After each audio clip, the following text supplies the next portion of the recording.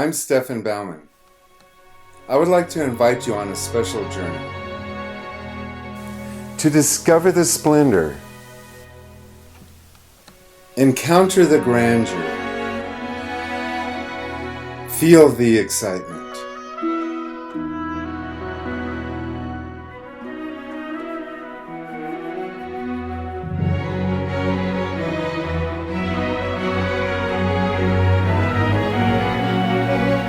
Come along with me as we experience the thrill of painting outdoors.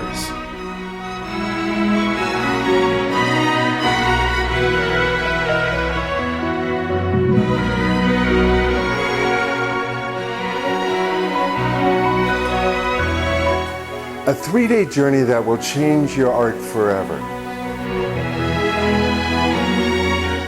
In one of America's most stunning locations, Mount Shasta.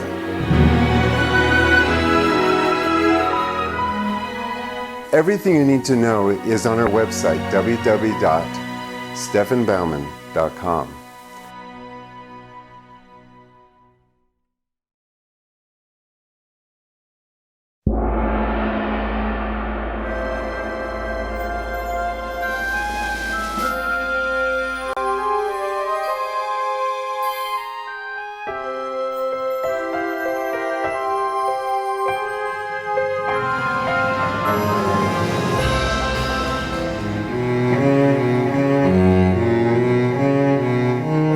So when I set up a palette like this, it's a good idea to keep your cool colors on one side and your warm colors on the other. Now what you want to do is keep pretty much everything in the world is warm. So you want to kind of keep your warm palette and your palette all there. There's 7 cool colors.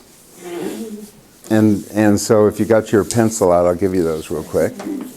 So we'll start off with the alizarin crimson. And then lemon yellow. Phthalo yellow green, viridian green, manganese blue, cerulean blue, phthalo blue. Okay. So if you look at the Quiller wheel, those are the temperatures basically. Now, if you look at the alizarin crimson, there's several colors that fall into that cool category. And they're basically kind of considered the same color, except they're different kinds of colors. Some of them are a little pure. So you have like magentas in that color. And if you open up your computer and replace your ink, the color that they put in there is magenta. Okay, so magenta is the color that's in there. And then you have phthalo red rose and permanent red rose, which are basically the same color, one produced by Grumbacher, one produced by Winsor Newton. Quinacridine rose, which is a transparent version of the phthalo red rose. But they're all basically the same colors. And I've gotten to the point where I've almost kind of stopped really using alizarin crimson. With the reds, you have several of the reds. With the lemon yellow, people are having a hard time finding lemon yellow. There's also cadmium yellow. A lot of paint companies are starting to push out cadmium colors because they're bad for you. I guess if you eat them, they are. Brilliant yellow light is basically lemon yellow with white. And the reason why you buy some of these tubes is that it's just easy. But for the most part, the rest of the world shows up as warm. So you'd only have, a couple, because I don't use all those colors all the time either. I don't use manganese and cerulean, one or the other. Now, one of the questions she said, and you could take it off your list, is cerulean blue warm? And what makes you think that it was warm? More of a turquoisey to me. Mm-hmm. And that turquoise color leans more towards green. Yeah, it's not, but it's not a sap green though. It's like a viridian green, and the viridian green actually is made up more of a lemon yellow, not a cad yellow medium, because a cad yellow medium would kill the green, wouldn't it? Yeah. So if you're making viridian green, you have to use a yellow that doesn't have red in it, because red's the complementary color of green. Okay, so you would have viridian green, and to make viridian green, you would have to use a yellow that has no red, so you use a lemon yellow. And so the lemon yellow, which is a cool yellow, is put into a blue, which is cool, and it creates a cool blue. Ultramarine blue is warm? It has red in it, yeah. Is purple warm or cool? It's warm. That's why out there you have your purple shadow painters. You see them all over. They don't really know what a shadow is, but they know if they use purple on it, it's going to work. And so they just put purple on anything. And you can see their paintings from a mile away. It's like, for some reason, it just looks fake. Because shadows aren't purple. They can be, but they're usually in a transition of somewhere. They're usually transitioning in temperature. And purple's in there, but they don't know what to do, so they put purple. And I ask them, why do you use purple? And they go, well, that's what my teacher told me. They haven't even given a thought what a shadow is. You use complementary colors predominantly to gray down the intensity of the color. So if you have radiant green and you want to gray it down so it's not so green, you add the complement color. Whenever you add the complement color, you're taking the chroma out. Okay, and that neutralizes the color. And then by using But you don't want to use the two colors side by side. You don't want to put red and green together because you get this vibration. Again, there's certain things that happen when we've evolved over all these years. And, when you put red and green together, they vibrate like that with our eyes. And they do that. And it's kind of irritating. So, huh? Van Gogh would play around with it, and it's good to kind of play around with that, but I see people painting lemons with purple backgrounds, and it's just obnoxious. It's not very pleasing to look at. And they go, oh yeah, it makes it pop, but the mental effect, do you want people to look at it and want to slap you because you created it? It's like, no, because those two things are irritating. Complementary colors actually battle each other out. No, a complementary color... Normally when you mix, a lot of the colors that you use, normally when you mix 3 colors, your chances are that color is going to go warm. So you could say that, all the world, if we look at a rainbow, all of the world is created out of 3 colors, right? The mixture of those create all the other colors. So what we could say is that mixing any 3 of any of those colors creates a warm color. So that's how you get all the other colors. If you mixed a cooler color in with the warm color, it's going to turn it warm. It's going to turn it warm. Yeah. And if you want light to be pure, it's got to be pure. Yeah. So you can warm it up, but you're leaning towards a transition to a warm. So how do you develop your own style, and how do you choose what kind of artist you are? Practice and practice. I mean, you don't choose who you are. You didn't choose your signature. How did you develop your signature that banks now recognize when you married your husband? as short as possible. When you were getting married, you wrote down your name. How would that be? You weren't born Molly Flack. No. Okay, so you had to practice that, right? And now you've got it where banks can recognize that that's your signature, right? That's kind of how brushworks go. Is that you just eventually, if you practice however you are, and you don't try being like anyone else, how you put paint on the canvas is like writing a check. Eventually, that's the way you do it. Your color choices will also be because, some people will use quinacridine, some people want to use alizarin crimson. Some people don't even want to use a cool red. They want to have a warm red, like, cadmium red. It's your choices. But, you kind of chose to be a Western. That has nothing to do with it. I could do a Western painting with one color. It's a genre. That's a genre, yeah. Okay. So you want to know who you are?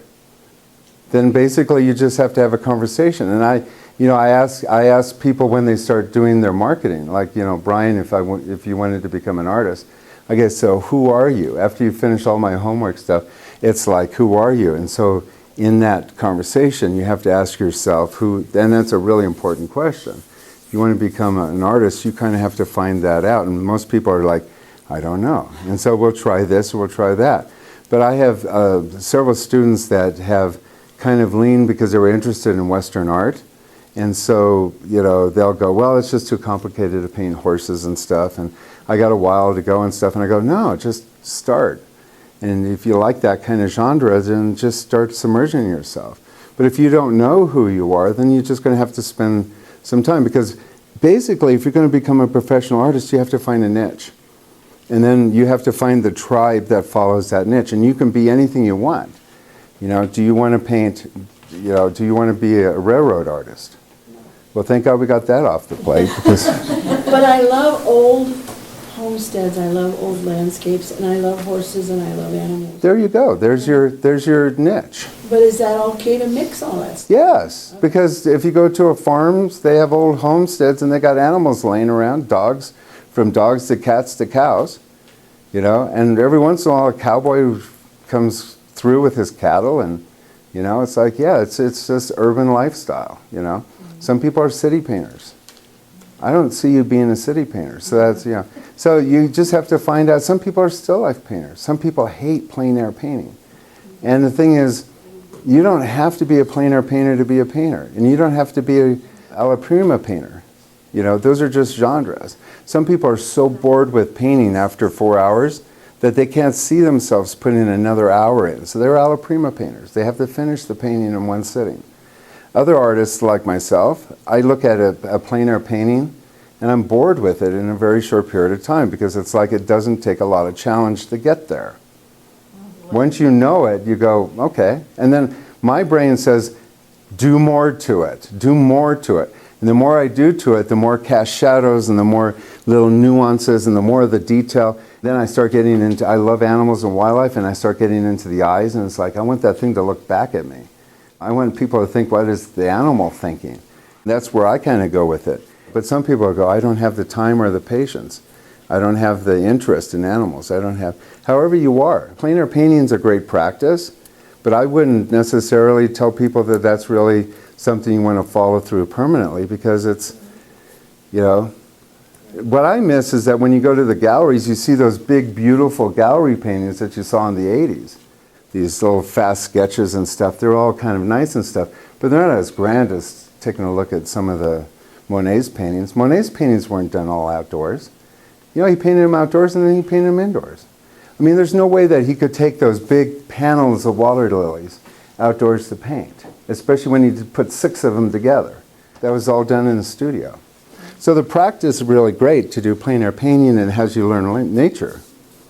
But it doesn't mean that you necessarily have to be here. And the same thing with painting from life. Painting from life is really important. And if you want to learn a style, you want to paint from life. Because as long as a photograph is taking 3D into 2D, you're starting to see edges, and you start forming forms. There's no interpretation in that.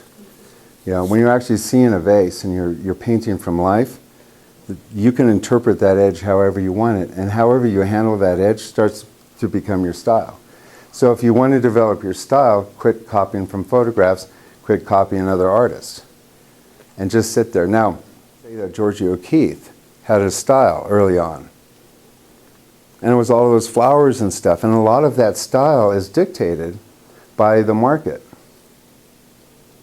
And eventually, she decided that all that, she was brought up into that whole flower thing, that whole thing, and whether it's sexual or not, or, you know, people were trying to guess what all that about.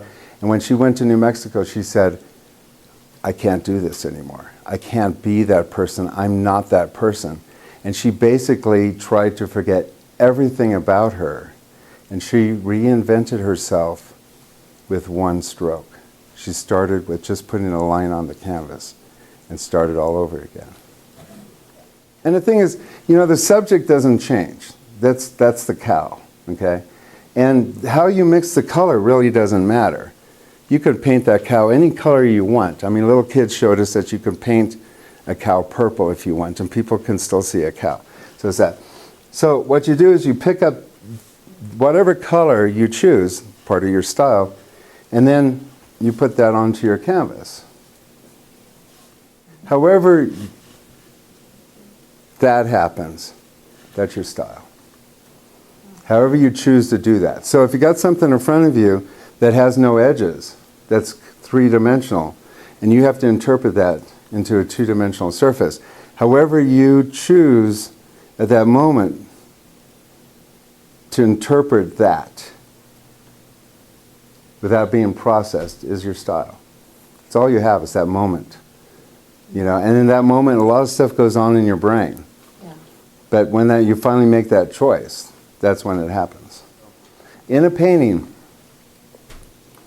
central focal point really captures people. So like if you got a bunch of paintings in a row, and your painting has a central focal point, and that central focal point is an effect of light, and you know how to do that really well, which is what we're practicing here. When you look at all of these paintings, the ones with the central focal point that's done bright and light and stuff pull you into them. So you can walk through the Metropolitan Museum and you'll go, oh, that's pretty, oh, that's pretty, that's pretty. And then all of a sudden you come across a Bierstadt and you go, wow. By the way, it's in front of the Bierstadts and the Morans and stuff that they have the benches, because the central focal point so blows you over that you have to have something to sit down on, for a minute and say, I need to process this. And so if you're in a gallery and you got, oh, pretty flowers, pretty flowers, pretty flowers, and then they have your flowers.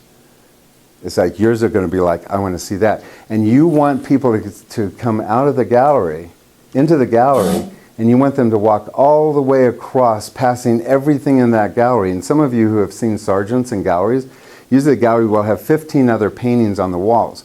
But you will bypass everything to get in front of that Sargent. What's really bad is when there's 6 Sargents in the room and then your brain just explodes. That's, again, they put another bench in there for you to process that. But if there's one Sargent in the room, you will bypass all the other crap that's in that room. And you go and see it because he knows how to get your attention. Now, people relate to paintings because either they're just amazed at how you capture light. But people also relate to moods.